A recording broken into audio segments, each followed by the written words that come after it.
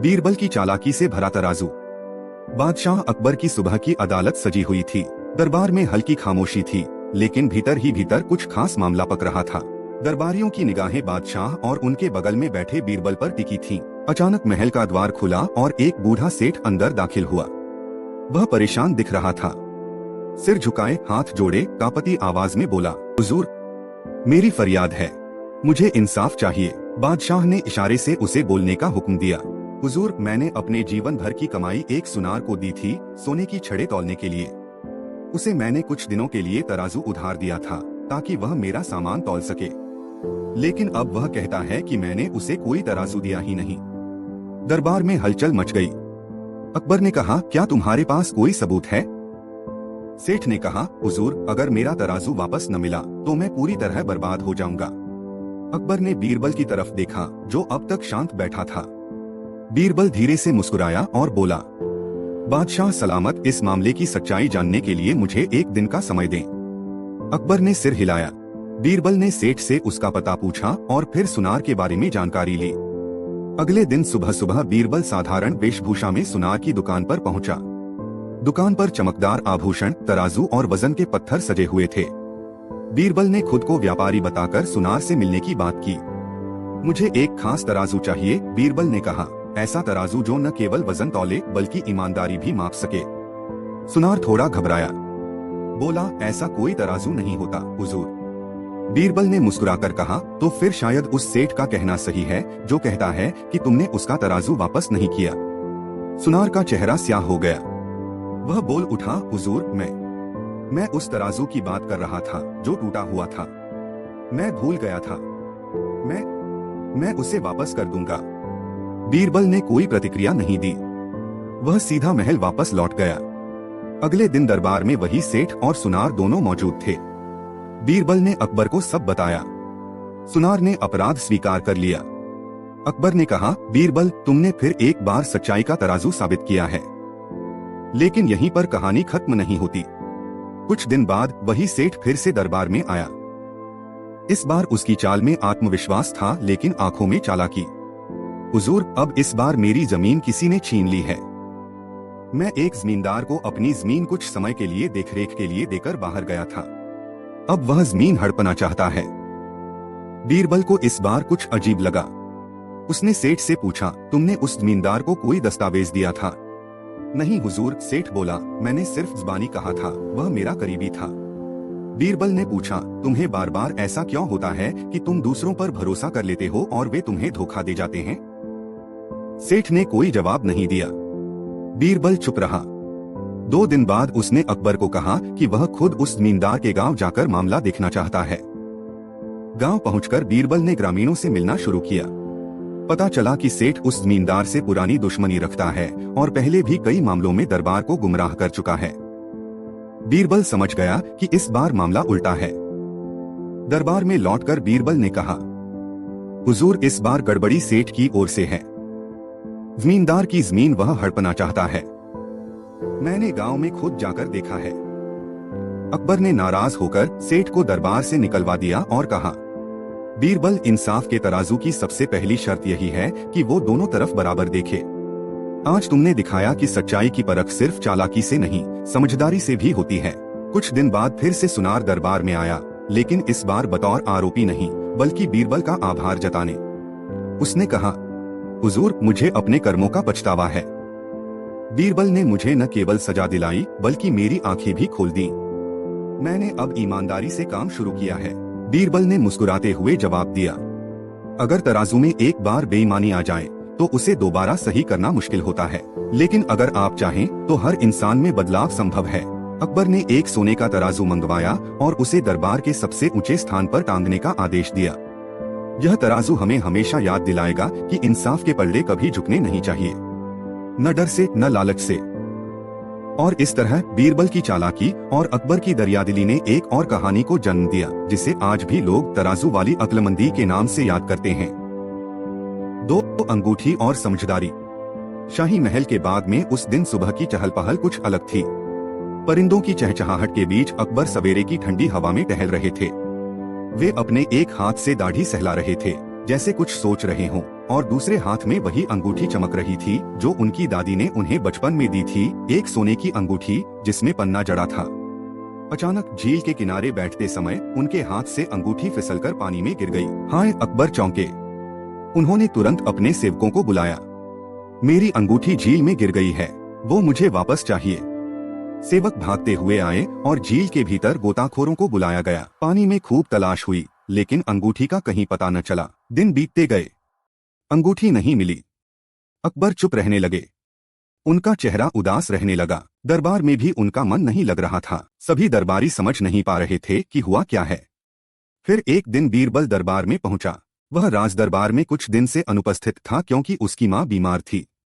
अकबर ने उसे देखा, हल्की मुस्कान दी, लेकिन मन में एक बेचैनी छिपी थी। बीरबल ने देखा कि बादशाह कुछ खोए खोए हैं। हुजूर, आप परेशान लगते हैं, बीरबल ने नम्रता से कहा। अकबर बोले, बीरबल, मेरे जीवन की एक बहुत कीमती वस्तु, मेरी दादी की दी हुई अंगूठी खो गई है। वो मेरे लिए सिर्फ गहना नहीं, यादगार थी। बीरबल ने ध्यान से सुना और कहा, हुजूर, क्या आपने किसी को बताया है कि वो कहाँ गिरी? हाँ, बाग में, झील के पास। लेकिन बहुत तलाश हो चुकी, अब कोई आस नहीं।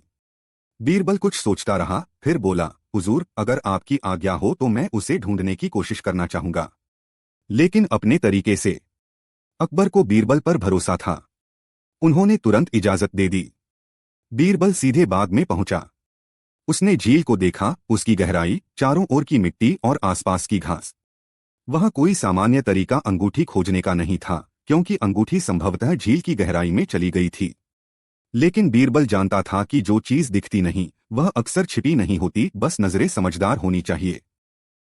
बीरबल ने अगले दिन कुछ खास मछुआरों को बुलाया और कहा, झील में मत उतरना, सिर्फ झील के बाहर चारों ओर की घास की जगह को खोदकर देखो।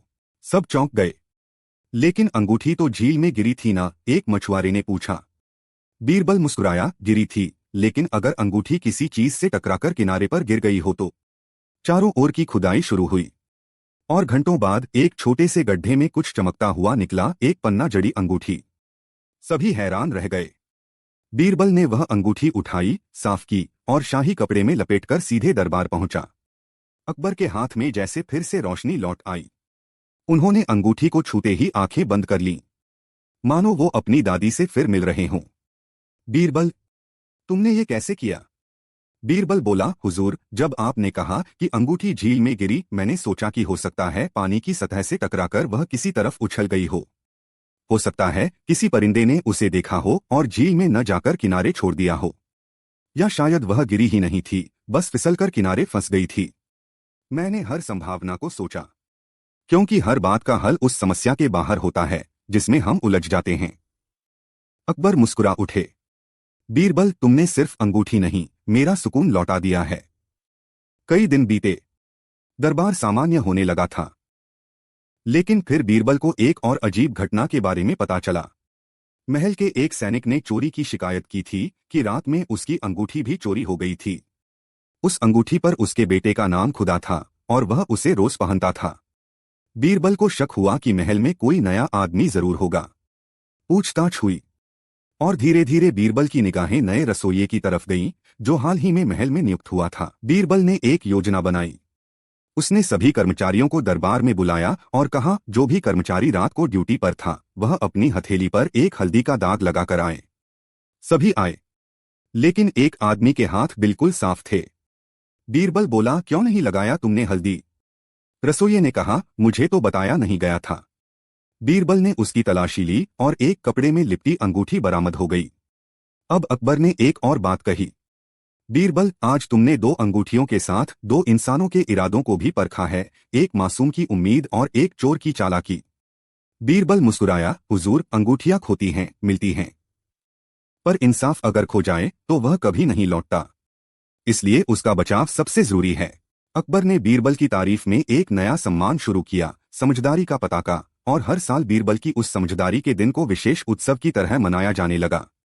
इस घटना के बाद से हर उस व्यक्ति को जो किसी चीज को खो बैठता है, अकबर और बीरबल की यह कहानी याद आती है कि कभी कभी जवाब गहराई में नहीं बल्कि उसके आसपास के ध्यान में छिपा होता है। गधों की गिनती और बीरबल का ताना। शाही राजधानी में सुबह की रौनक अपने चरम पर थी। सड़कों पर दुकानदार अपने काम में व्यस्त थे, सैनिक अपने गश्त पर और महल में तैयारियां दरबार की थी। अकबर रोज की तरह तैयार होकर सभा में आए, लेकिन आज उनके चेहरे पर हल्की शरारत की मुस्कान थी जो आम दिनों से अलग थी। बीरबल दरबार में पहुंचा, अपनी शांत चाल और उसी आत्मविश्वास के साथ।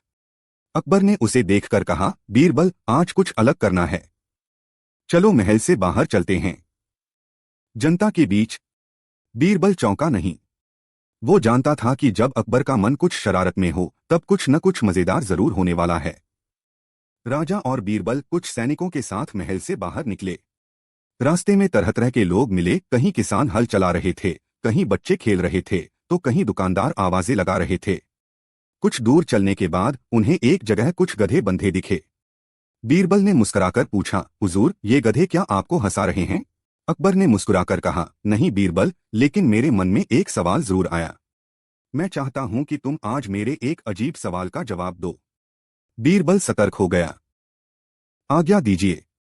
अकबर बोले, इस वक्त हम जहां खड़े हैं, यहाँ जो भी लोग हैं और जो गधे हैं, तुम्हें इनकी कुल गिनती बतानी होगी। बीरबल ने चारों ओर देखा। कुछ सैनिक, 2-3 किसान और गधे। फिर उसने अकबर की ओर देखा और तुरंत बोला, हुजूर, यहाँ कुल 13 गधे हैं। अकबर ने कहा, रुको, ठीक ठीक गिनो। सैनिक 6, किसान 2 और गधे 5। ये तो 13 नहीं होते। बीरबल बोला, मैंने गधों की ही तो गिनती की है। सभी दरबारी हंसी रोक न सके। राजा मुस्कुराए, लेकिन साथ ही बोले, बीरबल, तुमने मुझे भी गधा कह दिया। बीरबल झुका और बोला, नहीं हुजूर, मैंने आपको तो गिनती में जोड़ा ही नहीं था, आप तो गिनती के बाहर हैं। अकबर ठहाका मारकर हंसे। बीरबल की हाजिर जवाबी आज फिर साबित हो गई। लेकिन कहानी यहीं खत्म नहीं होती। अगले दिन दरबार में एक फकीर आया। उसका पहनावा फटा हुआ था, लेकिन आंखों में चमक थी। उसने आकर कहा, जहांपनाह, मैं जानता हूं कि आपके दरबार में बीरबल जैसे अक्लमंद दरबारी हैं, लेकिन क्या वह जान सकते हैं कि मैं कौन हूं?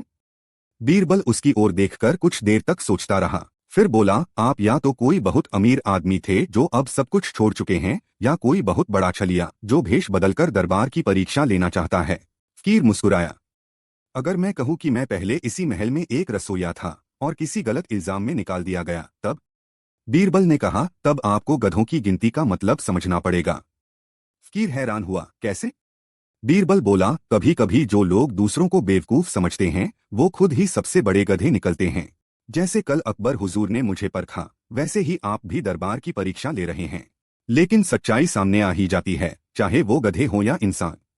फकीर असली में एक चोर था जो दरबार की सुरक्षा को परखना चाहता था। बीरबल ने उसकी चालाकी भांप ली थी।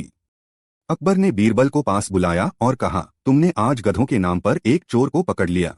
सच में तुम्हारी बुद्धि का कोई मुकाबला नहीं। दरबारियों ने तालियां बजाईं। कुछ दिन बाद बीरबल एक गांव की यात्रा पर गया। वहां उसे एक किसान मिला जो बहुत दुखी था। मुझे गांव वालों ने गधा कह दिया, वह बोला, क्योंकि मैंने बिना ब्याज के किसी को अनाज दे दिया। बीरबल मुस्कराया, गधा वही होता है जो कुछ सोचता नहीं। जो दिल से काम करे उसे लोग बेवकूफ समझते हैं, असलियत में वही सबसे बड़ा इंसान होता है। गांव लौटने के बाद उस किसान को सबने इज्जत देना शुरू किया। उसकी दरियादिली की मिसालें दी जाने लगीं। जब बीरबल दरबार लौटा, अकबर ने पूछा, इस बार गधों की गिनती कितनी हुई? बीरबल बोला, हुजूर, अब तो गधे भी इंसानों से समझदार निकले। फर्क सिर्फ नियत का होता है। अकबर ने हंसते हुए बीरबल को शाही उपाधि दी, हिम्मत और हाजिर जवाबी के सरदार बीरबल। तभी से लोग कहते हैं, अगर कोई तुम्हें गधा कहे तो मुस्कुरा दो, क्योंकि हो सकता है वह खुद गिनती से बाहर हो। 4. सबसे बड़ा झूठ। शाही दरबार में उस दिन अलग ही रौनक थी। दरबारियों के चेहरे उत्साह से चमक रहे थे। महल को विशेष रूप से सजाया गया था। रंगीन पर्दे, झूमर और दरबार के बीच में रखी एक ऊंची कुर्सी जो अकबर के सिंहासन से थोड़ी अलग थी। अकबर ने दरबार खुलने से पहले ही घोषणा कर दी थी, आज हम एक प्रतियोगिता आयोजित कर रहे हैं, सबसे बड़ा झूठ। जो सबसे शानदार झूठ बोलेगा उसे इनाम मिलेगा और झूठ का शहंशाह कहा जाएगा। पूरा दरबार हंसी में डूब गया। आमतौर पर जहां सच की कसौटी होती थी वहां आज झूठ बोलने की छूट थी, लेकिन इस शर्त के साथ कि झूठ मजेदार, चालाकी भरा और सबसे ज्यादा असंभव होना चाहिए। अकबर ने कहा, और हाँ, बीरबल भी इस प्रतियोगिता में भाग लेंगे। लेकिन सबसे अंत में एक एक कर दरबारी आने लगे। पहले नंबर पर आया वजीर गुलाम मोहम्मद। बोला, मैंने कल रात चांद को अपनी थाली में रखकर खा लिया। दरबार हंसी से गूंज उठा। दूसरा बोला, मैंने एक ऊंट को सुई की नोक से बांध दिया और वो मेरे इशारे पर नाचने लगा। तीसरा आया, एक बार मैं 7 दिनों तक बिना पलक झपकाए सोता रहा। हर दरबारी कोई न कोई अनोखा झूठ बोलता रहा। कोई कहता, मैंने सूरज को जेब में रखा। कोई कहता, मैंने समुद्र को बाल्टी में भर लिया। अकबर मुस्कुराते हुए सुनते रहे। वे इन झूठों से प्रसन्न थे, लेकिन उनका ध्यान बार बार बीरबल की ओर जा रहा था, जो बिल्कुल चुप बैठा था, अपने होठों पर एक आधी मुस्कान लिए। अंत में अकबर ने बीरबल से कहा, अब तुम्हारी बारी है, सुनाओ अपना झूठ। बीरबल अपनी जगह से उठा। वह धीरे धीरे दरबार के बीच गया। सबकी निगाहें उस पर थीं। उसने गहरी सांस ली और बोला, बचपन में जब मैं बहुत छोटा था तो मैं जंगल में गया। वहां मुझे एक पेड़ मिला जो बोलता था। पेड़ ने मुझसे कहा, बीरबल चलो मैं तुम्हें एक ऐसी नदी दिखाता हूं जो ऊपर की ओर बहती है। हम दोनों साथ चले और वहां मैंने एक गाय को देखा जो शेर को पाल रही थी। फिर मैंने देखा एक मछली हवा में उड़ रही थी और पंछी पानी में तैर रहे थे। दरबारी हंसते हंसते लोटपोट हो गए। बीरबल ठहरा नहीं। उसने कहा, फिर एक पहाड़ चला आया और उसने मुझसे पूछा, क्या तुम अकबर से बड़े हो? मैंने कहा, हाँ। तब उस पहाड़ ने मुझे अपना मुकुट दिया और कहा, आज से तुम झूठ का सबसे बड़ा बादशाह हो। अकबर मुस्कुराए। उन्होंने कहा, बीरबल ये तो बहुत ही बेसिरपैर झूठ था। बीरबल सिर झुकाकर बोला, बिल्कुल हुजूर, और आपने तो खुद ही कहा था कि सबसे बड़ा झूठ बोले तो मैंने ऐसा झूठ बोला जिसमें कोई भी तर्क, कोई भी सच, कोई भी समझदारी नहीं हो, बस कल्पना और पागलपन हो। अकबर ने ठहाका लगाया। बीरबल तुमने तो इस प्रतियोगिता में भी अपनी चतुराई दिखा दी। बीरबल बोला, झूठ में अगर हंसी, कल्पना और ज्ञान छिपा हो तो वो किसी को ठेस नहीं पहुंचाता, लेकिन जो झूठ किसी को धोखा दे वो सबसे खतरनाक होता है। दरबार में तालियां बज उठीं। लेकिन इस कहानी का अगला मोड़ अब आया। दरबार के बाहर एक भिखारी ने आकर बताया कि गांव में एक बाबा हैं जो कहते हैं कि वे कभी झूठ नहीं बोलते, लेकिन लोगों से दान में सोने की मुद्राएं मांगते हैं। गांव के लोग उन्हें पूछते हैं। अकबर ने आदेश दिया कि उस बाबा को दरबार में बुलाया जाए। 2 दिन बाद बाबा दरबार पहुंचे। लंबी दाढ़ी, लकड़ी की छड़ी और आंखों में झूठा आत्मविश्वास। बाबा बोले, मैं वह इंसान हूं जो आज तक कभी झूठ नहीं बोला। मैं स्वर्ग में आता जाता हूं और देवताओं से सीधे वार्तालाप करता हूं। बीरबल ने धीरे से पूछा, क्या आपको देवता कोई आदेश देते हैं? बाबा बोले, हाँ, वे मुझसे कहते हैं कि लोग मुझे सोने की मुद्राएं दें, तभी उन्हें स्वर्ग मिलेगा। बीरबल बोला, फिर तो आप सबसे बड़ा झूठ बोल रहे हैं, क्योंकि स्वर्ग कोई सोने से नहीं, कर्म से मिलता है। और अगर देवता सचमुच आपसे मिलते हैं तो क्या आप हमें वो संदेश दे सकते हैं जो उन्होंने बादशाह अकबर के लिए भेजा है? बाबा चुप हो गया। बीरबल ने कहा, इस दरबार में सबसे बड़ा झूठ वो है जो सच्चाई का मुखौटा पहनकर आता है। अकबर ने बाबा को दरबार से बाहर करने का आदेश दिया। इसके बाद बीरबल की उस झूठ प्रतियोगिता की कहानी पूरे राज्य में मशहूर हो गई। लोग कहते थे, बीरबल ने झूठ भी ऐसा बोला जिसमें सच की गहराई और हंसी की ऊंचाई दोनों समाई हो। अकबर ने बीरबल को इनाम दिया और एक पट्टिका बनवाई, झूठ का सबसे बड़ा बादशाह, लेकिन सिर्फ मनोरंजन के लिए, धोखे के लिए नहीं। 5 बीरबल का सबसे अनोखा इनाम। एक सुबह दरबार में सब कुछ सामान्य चल रहा था। अकबर सिंहासन पर बैठे थे और दरबारी अपनी अपनी जगहों पर खड़े थे। तभी बीरबल मुस्कुराते हुए दरबार में दाखिल हुए। अकबर ने मुस्कुराते हुए कहा, आओ बीरबल, आज तुम्हारे चेहरे पर कुछ ज्यादा ही चमक है। कोई नई तरकीब दिमाग में आई है क्या? बीरबल ने झुककर सलाम किया और बोले, जहांपनाह, तरकीब तो हर रोज आती है, लेकिन आज एक ऐसा विचार आया है जिसे सुनकर शायद आप भी दंग रह जाएं। अकबर ने उत्सुकता से पूछा, बताओ फिर, किस बात ने हमारे बीरबल को इतना खुश किया? बीरबल ने कहा, जहांपनाह, क्या आपने कभी सोचा है कि इस दरबार में सबसे बुद्धिमान कौन है? अकबर ने हंसते हुए कहा, ये तो सीधा सवाल है, सबसे बुद्धिमान तो तुम ही हो बीरबल। बीरबल ने सिर झुकाया, जहांपनाह, अगर आप अनुमति दें तो मैं इस बात की एक परीक्षा लेना चाहता हूं। अकबर ने दिलचस्पी से कहा, जरूर, ये तो और भी मजेदार होगा। बताओ क्या करना होगा? बीरबल बोले, मैं दरबार के 4 प्रमुख मंत्रियों से एक एक सवाल पूछूंगा और जो सबसे विचित्र लेकिन सटीक उत्तर देगा वही असली बुद्धिमान कहलाएगा। अकबर ने ताली बजाई, बहुत खूब। दरबार का माहौल आज बड़ा मजेदार रहेगा। शुरू करो।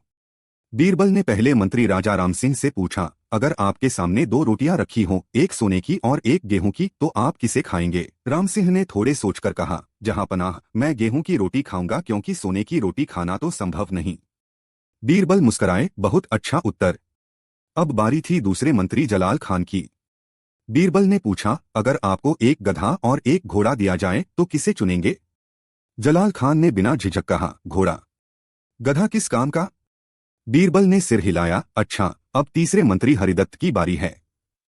हरिदत्त से बीरबल ने पूछा, अगर आपके पास सच बोलने की ताकत हो लेकिन हर बार झूठ बोलने पर सोना मिले तो आप क्या करेंगे? हरिदत्त मुस्कुराए, मैं सोच समझकर झूठ बोलूंगा, जहां जरूरत हो, और जहां जरूरी हो वहां सच बोलूंगा। दोनों का संतुलन रखूंगा।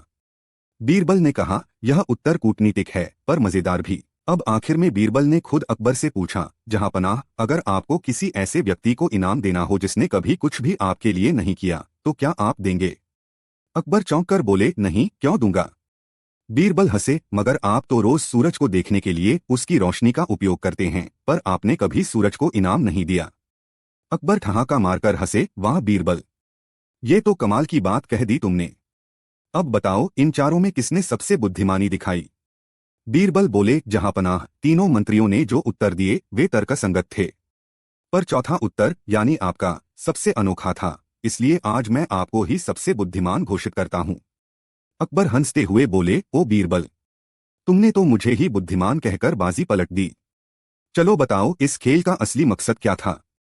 बीरबल मुस्कुराए, जहांपनाह, असली मकसद ये था कि दरबार में सबको ये एहसास दिलाया जाए कि बुद्धिमानी केवल ज्ञान से नहीं, दृष्टिकोण से भी आती है। अकबर ने बीरबल की पीठ थपथपाई, आज तुमने फिर सिद्ध कर दिया कि तुम ही हमारे सबसे चतुर दरबारी हो।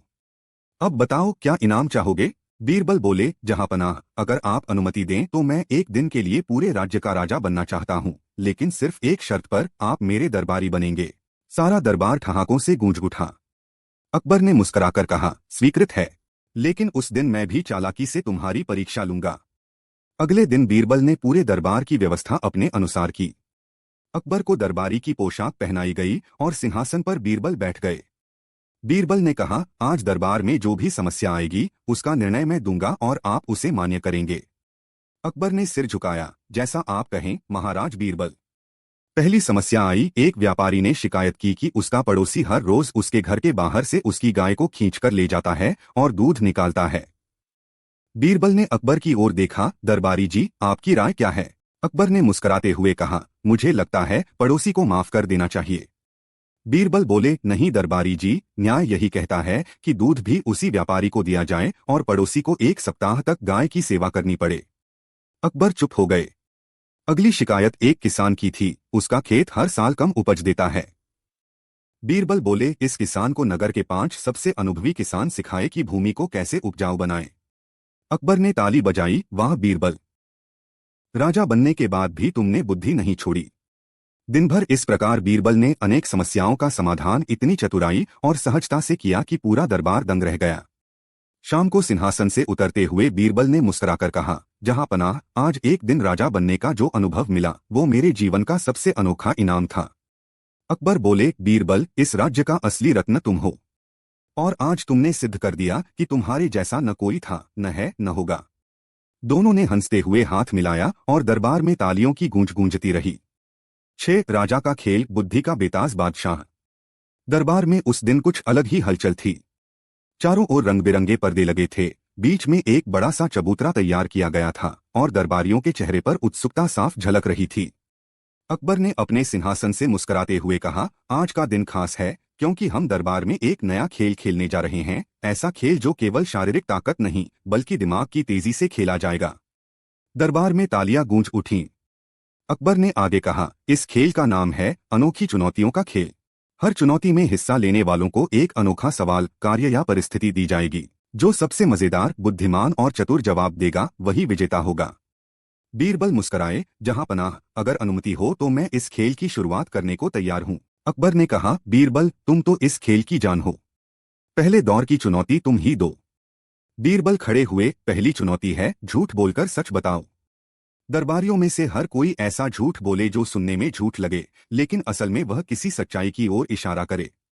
पहला दरबारी उठा और बोला, मैं इतना अमीर हूं कि हर रात चांद को अपनी अटारी पर बांध देता हूं। दूसरा बोला, मैंने गंगा में तैरते हुए आकाश छू लिया था। सब हंसने लगे। अब तीसरा दरबारी बोला, मैंने अपने जीवन में कभी झूठ नहीं बोला। बीरबल ने हंसते हुए कहा, वाह, यह सबसे बड़ा झूठ है और शायद सबसे सच्चा भी। दरबार तालियों से गूंज उठा। अब अकबर बोले, दूसरा दौर, गूंगे की बात समझो। हर खिलाड़ी को इशारे से एक बात समझानी होगी। जिसे सबसे जल्दी सही जवाब मिलेगा वो विजेता। हर कोई उत्साहित हो गया। पहला खिलाड़ी आया, उसने हाथ से ताज बनाया, फिर चांद की ओर इशारा किया। बीरबल मुस्कुराए, यह कह रहा है कि राजा चांद जैसा होता है। अकबर बोले, सही। बीरबल फिर से जीत गए। अब तीसरा दौर आया, चतुर सवाल उलझा जवाब। इस बार राजा सवाल पूछेंगे और जवाब इतना उलझा होना चाहिए कि सुनने वाला सोच में पड़ जाए लेकिन बाद में समझे कि वह सही था।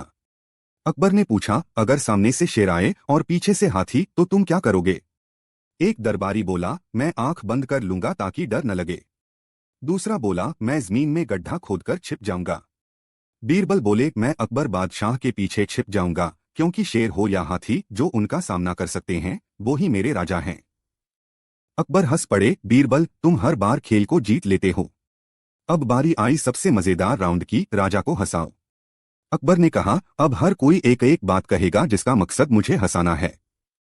लेकिन शर्त यह है कि बात ऐसी होनी चाहिए जो सुनने में गंभीर लगे पर उसमें छुपी हो मस्ती। पहला दरबारी बोला, जहांपनाह, मेरी बीवी कहती है कि मैं दरबार का सबसे सुंदर पुरुष हूं। अकबर मुस्कराए। दूसरा बोला, कल मैंने एक कबूतर को ऊंट पर बैठकर भागते देखा। अकबर की मुस्कान और गहरी हो गई। अब बीरबल बोले, जहांपनाह, कल रात मैंने सपना देखा कि आप मेरे सामने दरबार में बैठे हैं और मैं सिंहासन पर बैठा हूं। अकबर चौंक गए, फिर क्या हुआ? बीरबल ने शरारती अंदाज में कहा, आप मुझसे पूछ रहे थे कि आज खाने में क्या बना है। पूरा दरबार ठहाकों से गूंज उठा। अकबर पेट पकड़कर हंसने लगे। अकबर बोले, ठीक है बीरबल, अब आखिरी राउंड तुम्हारे हवाले। बीरबल ने कहा, इस राउंड का नाम है बिना बोले काम बनाओ। हर खिलाड़ी को एक कार्य दिया जाएगा, लेकिन वह बोले बिना पूरा करेगा। पहले खिलाड़ी को एक गिलास पानी लाने को कहा गया। उसने सिपाही को इशारे से बुलाया, गिलास इशारे से दिखाया और पानी आ गया। दूसरे को आदेश मिला कि दरबार की खिड़की बंद करवाओ। वह थोड़ा घबरा गया, मगर हाथ हिलाते हिलाते आखिर काम हो गया। अब बारी थी बीरबल की। उन्हें कहा गया कि राजा को ताज पहनाओ बिना कुछ कहे। बीरबल मुस्कुराए, हाथ जोड़कर झुके, धीरे धीरे ताज उठाया और बहुत ही नाटकीय अंदाज में अकबर के सिर पर ताज रखा, जैसे कोई नाटक हो रहा हो। सारे दरबारी खड़े होकर तालियां बजाने लगे। अकबर ने कहा, आज का विजेता केवल बीरबल नहीं बल्कि पूरा दरबार है, क्योंकि आज हम सभी ने हंसी, समझदारी और आपसी सहयोग से ये अनोखा खेल खेला। अकबर ने एक सुंदर इनाम का ऐलान किया। हर साल इस दिन दरबार में बुद्धि का खेल खेला जाएगा और उसे बीरबल दिवस कहा जाएगा। बीरबल मुस्कुराते हुए बोले, जहांपनाह, ये दिन हमारी समझ, सादगी और मुस्कान को समर्पित रहेगा। सारा दरबार मुस्कुराते हुए खड़ा हुआ और खेल का दिन हंसी ठाकों और तालियों की गूंज के साथ समाप्त हुआ। तो दोस्तों, कैसी लगी आपको अकबर और बीरबल की ये मजेदार कहानियां? राजा की शान, बीरबल की जानदार समझदारी और दरबार की ठिठोली, सब कुछ एक साथ। इन किस्सों में छुपी हंसी, चतुराई और सीख, यही तो है इन कहानियों की असली ताकत। अब बताइए, आपको सबसे ज्यादा मजा किस किस्से में आया? नीचे कमेंट में जरूर बताइएगा। अगर वीडियो पसंद आया हो तो एक लाइक जरूर ठोकिएगा और हाँ, चैनल को सब्सक्राइब करना मत भूलिएगा ताकि अगली मजेदार कहानी की घंटी सबसे पहले आप तक पहुंचे।